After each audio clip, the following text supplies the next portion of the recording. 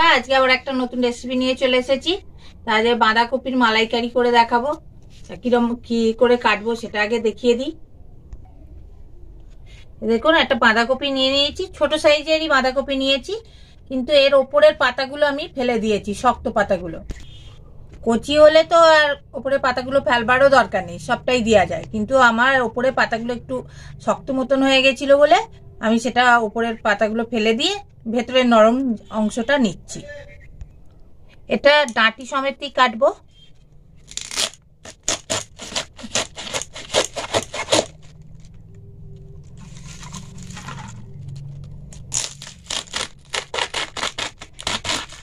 ব্যাস, এরকম ভাবে কেটে নেব। দেখুন, আমি এরকম ভাবে কেটে নিয়েছি। এবার কি করব দেখাবো। দেখুন, এই যে পাতাগুলো যাতে না খুলে যায় তাই জন্য এটা ভালোভাবে বেঁধে দেব সুতো দিয়ে।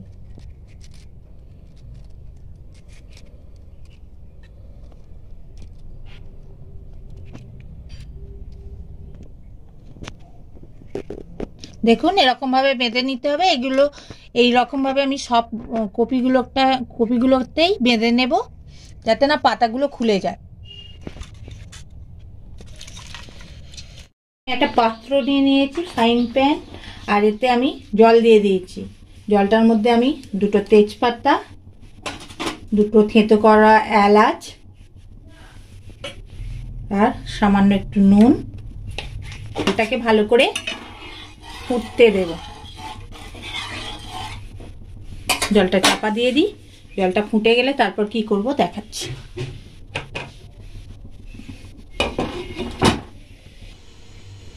জলটা ফুটে গেছে, আর যে বাঁধাকপিগুলো আমি কেটে সুতো দিয়ে বেঁধে রেখে দিয়েছিলাম সেগুলো সেদ্ধ করতে দিয়ে দেবো। ভালো করে নরম করব।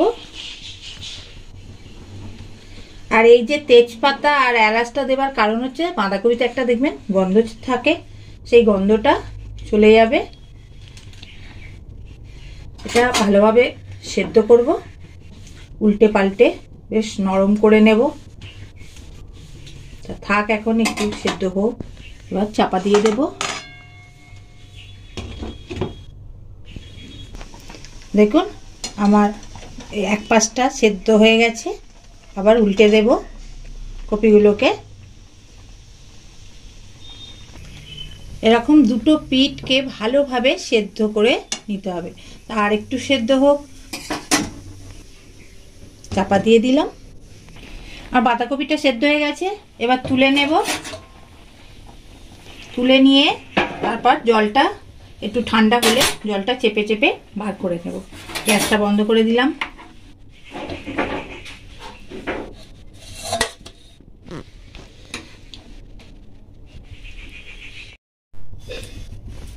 আমি বড় চামচের 2 চামচ সাদা তেল দিয়ে দিলাম। ঘি 1 চামচ দিয়ে দিলাম।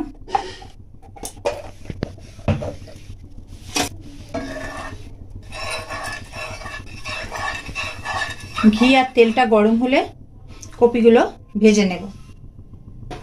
তেল আর ঘিটা গরম হয়ে গেছে, এবার দিয়ে দেব। আর আঁচটা আমি কমিয়ে দেব, নাহলে পুড়ে যাবে। মিডিয়াম আঁচে এটা করব। আমি বেশি দেবো না, এই তিনটে দিয়েই আমি উল্টে ভেজে নেব 2 পিঠ ভালোভাবে। ভাজা হোক এক পিঠ, এরকম লাল লাল করে ভেজে নিতে হবে। এক পিঠ ভাজা হয়ে গেছে, আবার উল্টে দেব।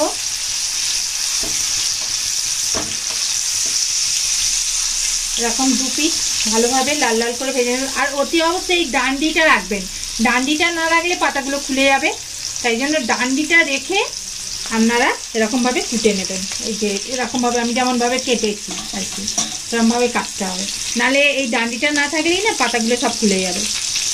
ভাজা হয়ে গেছে, এর থেকে বেশি একদম করে ভাজবার দরকার নেই। কালারটা একটু চেঞ্জ হলেই তুলে নিলেই হবে। 2 পিঠ এরকম ভালোভাবে ভেজে নিতে হবে।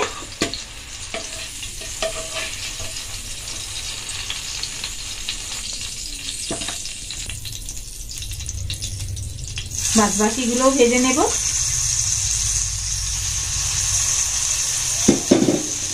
এই ভাজা হোক। আমার বাঁধাকপিগুলো ভাজা হয়ে গেছে, এবার রান্নাটা আমি করে দেখাবো। তারপরে ওর মধ্যেই আমি ভাজা হয়ে যাওয়ার পর আবার একটু তেল দিয়েছি, 2 চামচ সাদা তেল আর 1 চামচ ঘি দিয়ে তেল গরম করে নিয়েছি।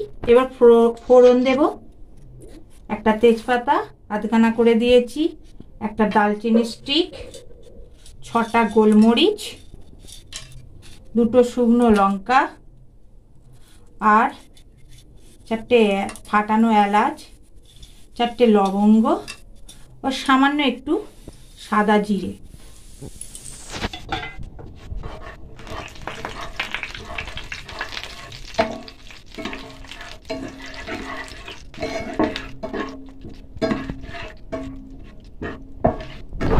ফোড়নটা ভালোভাবে ভেজে নিতে হবে, বেশ একটা সেন্ট বেরোলে তখন এই যে আদা 1/2 ইঞ্চি আর 2টো কাঁচা লঙ্কা, ঝালটা যে যেমন খাবেন, তবে এটা একটু ঝালটা কম হলেই ভালো। আমি এটা দিয়ে দিলাম।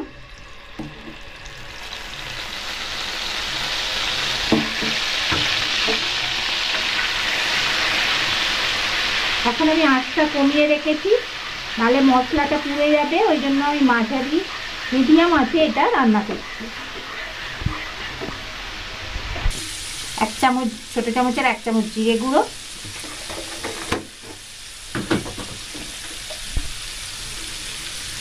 ছোট চামচের 1 চামচ ধনে গুঁড়ো। এটা ভালোভাবে মশলাটা কষিয়ে নিতে হবে।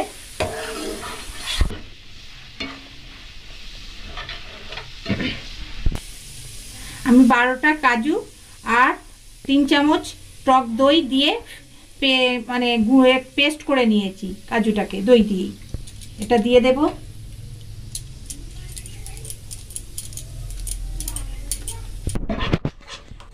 এটা দিয়ে ভালোভাবে কষিয়ে নিতে হবে। এটাতে কোনো হলুদ, মালাইকারি যেহেতু, এটাতে হলুদ লঙ্কা কোনো কিছুই দেব না আমি, সাদা সাদা রান্না হবে। স্বাদ অনুযায়ী লবণ,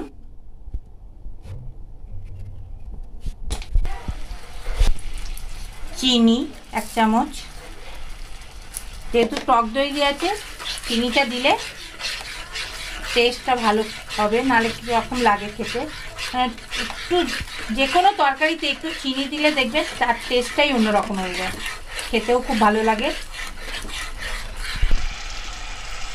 আমি আধখানা নারকেল, মানে একটা গোটা নারকেল হয়, গোটা নারকেলের হাফ আমি পুড়ে জল দিয়ে ভিজিয়ে রেখে দিয়েছিলাম, তারপর দুধটা বার করে নিয়েছি। এবার এই নারকেলের দুধটা দিয়ে দেব।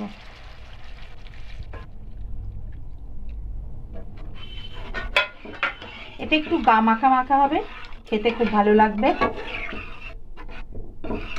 এটা ফুটলে তারপর কপিগুলো দেব। এখন চাপা দিয়ে দিলাম আর আঁচটা আমি জোর দিয়ে দিলাম।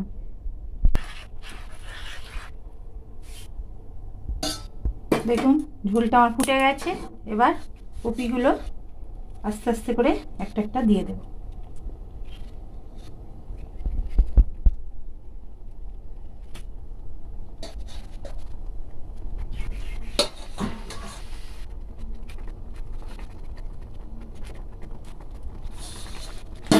এটা 2 থেকে 3 মিনিট আমি ফোটাবো, যাতে সব জায়গায় মশলা আর এই ঢোকে, তবে খেতে ভালো লাগবে, নাহলে ভালো লাগবে না। 2 পিঠটাই উল্টে উল্টে আমি নেড়ে দেব। 1 পিঠ হোক, এখন চাপা দিয়ে দিলাম। আবার আমার বাঁধাকপির মালাইকারি হয়ে গেছে, এবার গ্যাসটা নিভিয়ে দিলাম। এরকম গা মাখা মাখাই হবে, ঝোলটা আর একটু টেনে যাবে। এটা আপনারা লুচি, রুটি, পরোটা, ফ্রাইড রাইস, তারপর পোলাও সবার সঙ্গেই খেতে পারবেন। আর যারা খায় না, এরকমভাবে যদি রান্না করে দেন একবার, তাহলে তো চেটে পুটে খাবে, বুঝতেই পারবে না কিছু। আপনারা এরকমভাবে বাড়িতে একবার রান্না করে দেখবেন, বাঁধাকপিটা খুব ভালো লাগবে খেতে।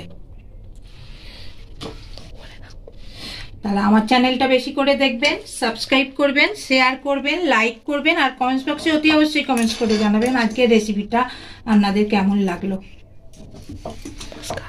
নমস্কার।